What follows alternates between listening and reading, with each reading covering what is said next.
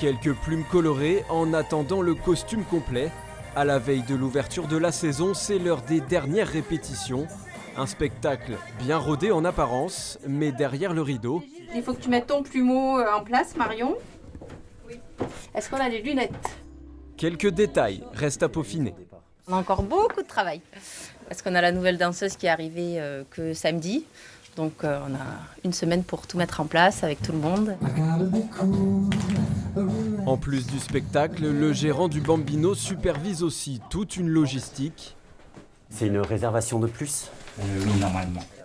Le cabaret ne se résume pas qu'au strass et aux paillettes. Il y a une comptable, un chef de salle, des serveurs. Donc tout ça, ça s'organise, ça s'anticipe, ça se calcule. Voilà, c'est une organisation générale qu'il faut tenir. Voilà, faut être rigoureux. Rigoureux en affaires, Cyril Lapart est avant tout passionné de music-hall et veut en faire profiter le public bergeracois.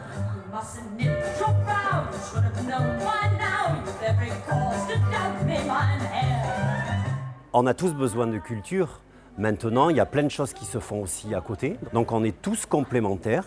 Donc oui, je pense que la culture a toute sa place et il faut qu'on lui donne cette place parce que c'est essentiel pour partager, pour s'amuser et pour vivre en fait, tout simplement. Coup d'envoi de la saison avec le retour du show musical 109 Palace ce samedi à partir de 19h.